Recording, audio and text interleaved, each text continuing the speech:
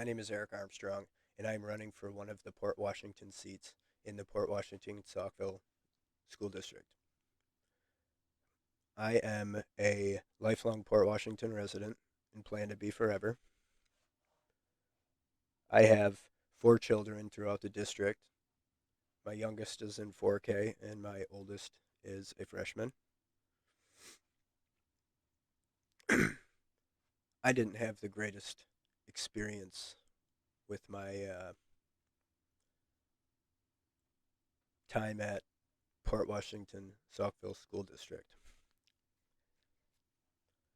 Of course, everything was fine in elementary school, but I struggled in fifth grade with math, specifically adding fractions. As soon as we got to that point of the curriculum, just adding, subtracting, multiplying, and dividing, fractions, my mind just went blank, and I couldn't figure out common denominators. I just got lost.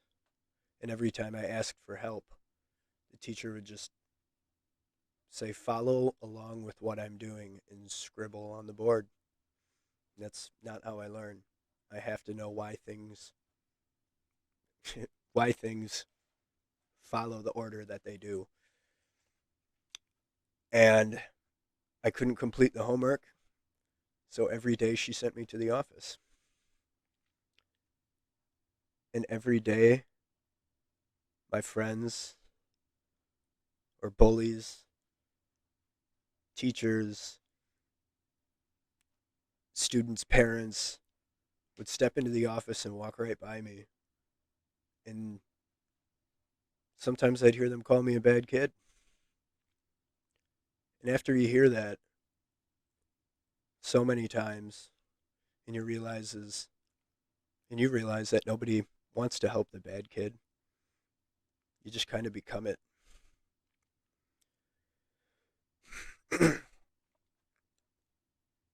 And here's my big question. Why didn't one of those students, principal, hell, anybody, stop and ask, why is he here? Every day, why is he here? No, they just walked right by me. They didn't want to reach me. They didn't care if I learned or not. And funny part about all of it is now I'm a carpenter. I add, multiply, subtract, and divide fractions all day long in my head. All somebody had to do was show me a tape measure. But that's not why I'm running. I had to find discipline in my life by joining the Marine Corps and fixing myself.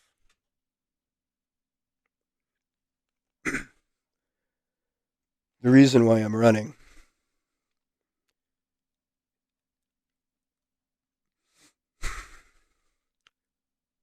is because what my son is going through right now is way worse than anything I could have imagined. He was harshly interrogated, given a false narrative, and for 2 hours he was interrogated using deceptive techniques. After the first hour, my son thought he was crazy, and he started to question his own mental health. At about an hour and 45 minutes, my fiance was called. She was given the false narrative, and when she asked to speak to our son, asked if she could pick him up, she was denied, and that vice principal walked into the room where my son was serving his in-school suspension and told him that his mom was disappointed in him.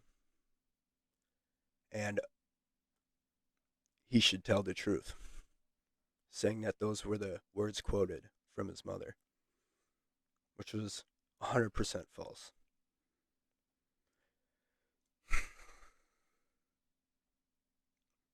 My son forgot why the fight even started. It was less than 2 minutes long, and there was no property damage, physical injury, other than his mental health afterwards.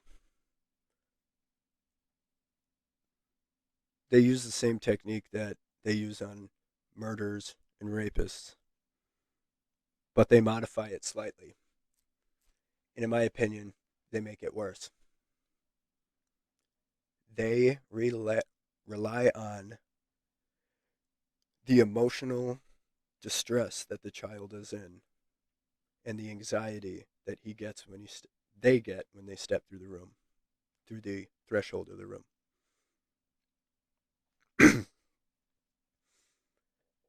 But even more worse is how it manipulates the educator's mind into believing that